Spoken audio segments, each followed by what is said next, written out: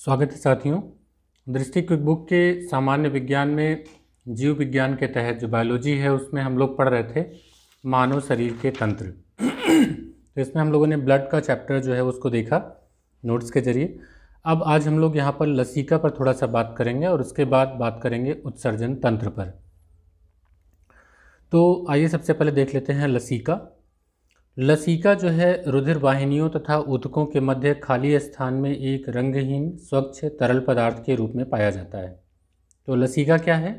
जो आपकी blood vessels हैं और जो टिश्यूज़ हैं उनके बीच में जो एक खाली स्थान है उसमें पाया जाता है। कैसा होता है ये? रंगहीन और स्वच्छ तरल पदार्थ के रूप में पाया जाता है। तो रुधिर प्लाज्मा रुधिर कोशिकाओं की पतली दीवार से छनकर ऊतक कोशिकाओं के संपर्क में आ जाता है। इस छने हुए द्रव को ही लसिका या ऊतक द्रव कहते हैं।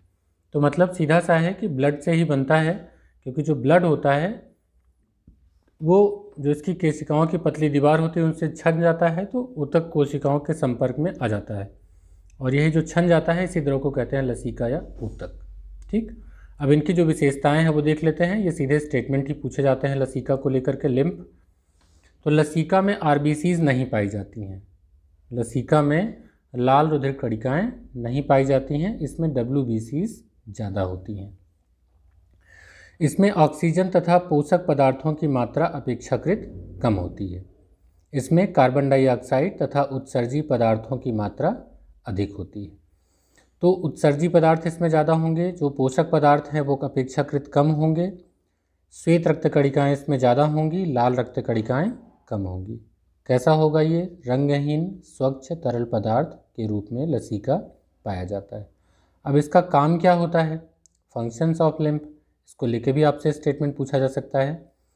तो यह कोशिका ऊतकों से कार्बन डाइऑक्साइड और जो अन्य हानिकारक पदार्थ हैं उनको लेकर के ब्लड तक पहुंचता है।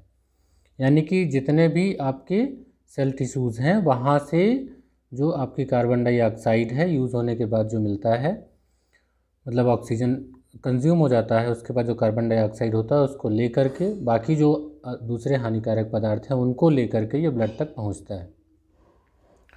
और कोशिकाओं तक क्या करता है? तो कोशिकाओं तक पोषक तत्व, गैस, हार्मोन, एंजाइम, इन सबको ये पहुंचाने का काम करता है।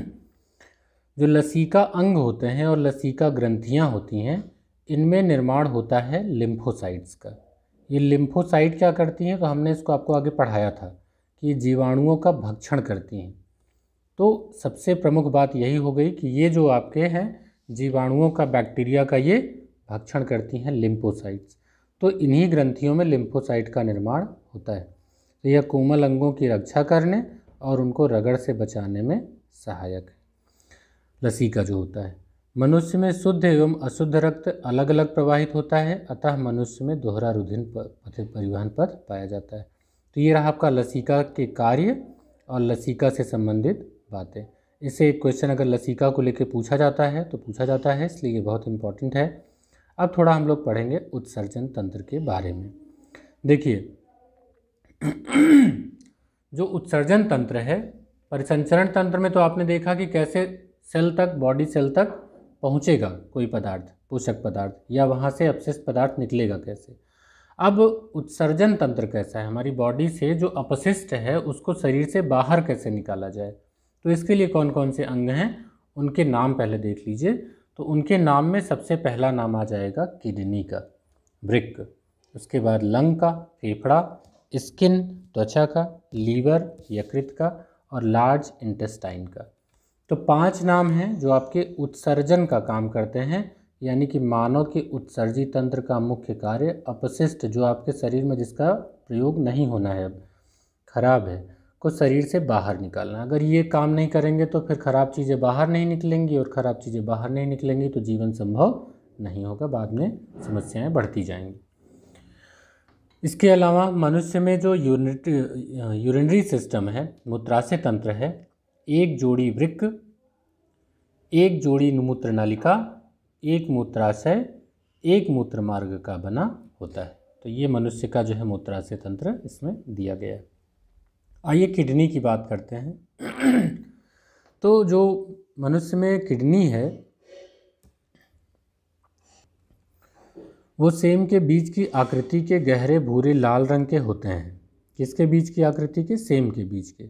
प्रत्येक वृक्क में 10 लाख सूक्ष्म एवं लंबी व कुंडलित नलिकाएं पाई जाती हैं। इनको क्या कहते हैं? नेफ्रॉन कहते हैं। और यही जो नेफ्रॉन होते हैं यही फंक्शनल यूनिट होती है, स्ट्रक्चरल और फंक्शनल, संरचनात्मक और कार्यात्मक इकाई। इसी से जो है छन्ने का पूरा काम होता है। तो यह वृक्क यानी कि गुर्दे की निस्यंदन इकाई भी कहता है, यानी कि जो यहाँ से इसकी छनाई होती है। तो वृक्क के दो मुख्य कार्य हैं, एक है उत्सर्जन एवं परासरण नियमन। दो प्रमुख कार्य हैं। ये आपका एक इमेज दिया गया है, इसमें आपका इंफीरियर वेना कावा दिया गया है। देखिए आप देख पा रहे होंगे, पश्च महाशिरा, पेल्विस दिया है, मेड्यूला, कॉर्टेक्स। इसके बाद आपको किडनी का एक इमेज दिया गया है, इसको यहाँ पर काटा गया है तो इसमें आपको दिया गया है कि अंदर जो इसका कॉर्टेक्स भाग है। इसके बाद जो वृक्क में किडनी स्टोन आता है, ये क्या होता है? तो किडनी स्टोन जो होता है यूरिक अम्ल, यूरिक एसिड और कैल्शियम ऑक्जेलेट और कैल्शियम फॉस्फेट, इनके कारण बनती है। तो तीन चीज़ें हो सकती हैं, यूरिक एसिड, कैल्शियम ऑक्जेलेट और कैल्शियम फॉस्फेट। तो इनकी वजह से आपको जो कहते हैं कि किडनी में स्टोन है, पथरी है, तो इनके कारण से बनता है। अब जो मूत्र का श्रावण है उसको कैसे बढ़ाया जाए? तो डाईयूरेटिक औषधि द्वारा इसको बढ़ाया जाता है। इसी तरीके से उत्सर्जन की बात करें तो वृक्क जो किडनी है वो यूरिया को पानी में घुले मूत्र के रूप में शरीर से बाहर निकालता है। तो किडनी का सबसे पहला काम है कि यूरिया को जो शरीर से बाहर निकालना। तो यूरिया आदि उत्सर्जी पदार्थों को शरीर से बाहर निकालने के लिए वृक्क ही मुख्य अंग है। यह रक्त का शुद्धिकरण करता है। रक्त के शुद्धिकरण की जो प्रक्रिया है उसको कहलाते हैं डायलिसिस। तो डायलिसिस का प्रोसेस आपने सुना होगा कि ब्लड जो है वो उसको डायलिसिस किया जाता है, तो जिसकी किडनी खराब हो जाती है उसको समय समय पर जाके डायलिसिस करवाना पड़ता है। तो यही रक्त शुद्धिकरण का काम होता है और किडनी का यही मेन काम भी है। और यूरिया जो आदि उत्सर्जी पदार्थ हैं उनको शरीर से बाहर निकालना इसका प्रमुख काम है। ये जो आपका यूरिन होता है उसका हल्का जो पीला रंग होता है वो क्यों होता है? तो इसमें यूरोक्रोम नामक वर्णक जो पिगमेंट होता है उसके कारण होता है। तो मूत्र का सामान्य जो घटक होता है, यानी कि यूरिन में क्या क्या चीज़ें होती हैं? तो जल होता है, लवण यानी कि साल्ट होता है, यूरिया होता है, यूरिक अम्ल है, और इसके कुछ असामान्य घटक हैं कीटोन और एल्ब्यूमिन। ये जो है इसमें आपके यूरिन में पाए जाते हैं। अब परासरण नियमन की बात करें तो शरीर में लवण एवं जल की मात्रा का नियंत्रण वृक्कों का एक महत्वपूर्ण कार्य है। यानी कि एक अगर आपसे कार्यों में ये भी कहा जाए कि शरीर में जल और लवण और जल की मात्रा का नियंत्रण, यानी कि ज़्यादा अगर उसने लवण का श्रावण कर दिया साल्ट का तो भी समस्या हो जाएगी, कम करेगा तो भी समस्या हो जाएगी। तो एक जो मतलब नियंत्रण है वो इनका महत्वपूर्ण कार्य है।